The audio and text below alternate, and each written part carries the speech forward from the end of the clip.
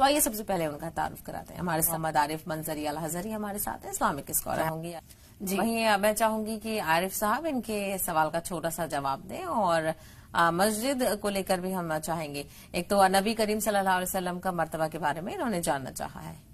عارف صاحب. جی، سرکار مدینہ صلی اللہ تعالی علیہ وسلم کا مقام و مرتبہ مکمل قرآن پاک جو ہے آپ کی ثنا اور تعریف میں ہے. قرآن آپ کے قصیدے پڑھ رہا ہے، اور اللہ تعالیٰ نے آپ کو اپنا پیارا محبوب بنا کر بھیجا، رحمت للعالمین بنا کر بھیجا، اور سرکار مدینہ صلی اللہ تعالی علیہ وسلم کو اللہ تعالیٰ نے باعث تخلیق کائنات بنایا. اللہ حدیث قدسی میں ہے کہ لولا کلمہ خلقت الافلاک، اے محبوب اگر آپ کو پیدا کرنا نہ ہوتا تو میں اس کائنات کا وجود ہی نہیں بخشتا. اور یہاں تک آتا ہے کہ محبوب اگر آپ کو پیدا نہ کرنا ہوتا تو میں اپنی خدائی کو بھی ظاہر نہ کرتا.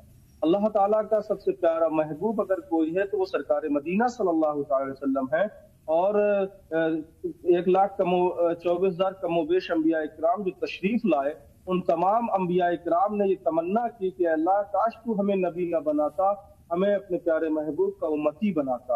نبوت و رسالت سب سے بڑا مقام ہے، وحدانیت کے بعد، خدائی کے بعد اللہ نے اپنی ذات کے بعد جو سب سے بڑا مقام رکھا ہے وہ نبوت و رسالت کا.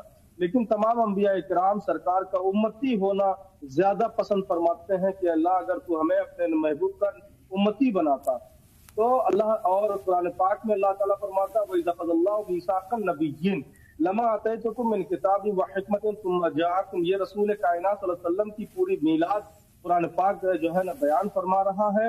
اور صرف زمین پر نہیں بلکہ عالم ارواح میں جب اللہ تعالیٰ نے روحوں کو پیدا فرمایا تو اس وقت اللہ تعالیٰ نے روحوں سے، انبیاء کی روحوں سے وعدہ لیا کہ اذا اخذ اللہ میثاق النبیین لما آتیتکم من کتاب و حکمہ، کہ جب میں تمہیں تاج نبوت عطا کروں اور میرا محبوب جلوہ گر ہو جائے تو تم اس کی اطاعت کرنا، اس کی اقتداء قبول کرنا.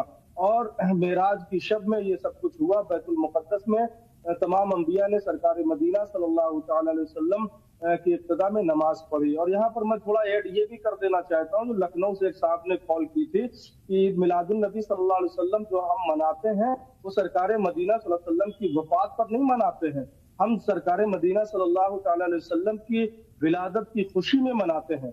سرکار کی وفات سے زیادہ غم اور تکلیف اور قیامت کا دن تو کوئی ہوگا ہی نہیں جو صحابہ پر گزرا ہوگا، اور امت کے لیے سرکار سے جدائی سے بڑی کوئی محرومی نہیں ہے. ہم جو میلاد مناتے ہیں وہ اللہ کے رسول صلی اللہ علیہ وسلم کی ولادت کی خوشی میں مناتے ہیں، وَعَمَّ بِنِعْمَتِ رَبِّكَ فَحَدِّثْ کے تحت مناتے ہیں. اور سرکار مدینہ صلی اللہ تعالی علیہ وسلم نے خود اپنی یوم پیدائش پر پیر کے دن کا، سوموار کے دن کا روزہ رکھ کر یہ بتایا تھا کہ اس دن میری ولادت ہوئی اور اس دن میں اپنے روزے کا اہتمام کرتا ہوں. اور صحابہ اکرام کی سنت بھی ہے رسول کائنات صلی اللہ علیہ وسلم کا ذکر خیر کرنا، اور تمام جو ہے نا چیزوں سے ثابت ہے. اب حالات کے اعتبار سے، تقاضوں کے اعتبار سے وہ انداز جداگانہ ہو جاتے ہیں، طریقے الگ الگ ہوتے ہیں، لیکن بس مقصد ہوتا ہے عشق رسالت کا اظہار کرنا، سرکار مدینہ سے اپنی وابستگی کا اظہار کرنا اور اپنی غلامی کا اظہار کرنا، اور دعا کرنا ہے کہ اللہ ہم تیرے محبوب کی ولادت کی خوشی منا رہے ہیں، اللہ اپنے محبوب کی اطاعت کرنے کی بھی توفیق عطا فرما. اور آج جبکہ اسلام کے بارے میں جو ہے، جب مسجد کے بارے میں اگر ہم آ جائیں کہ مسجد میں مسلمانوں کی جی عارف صاحب اس پر میں آگے گفتگو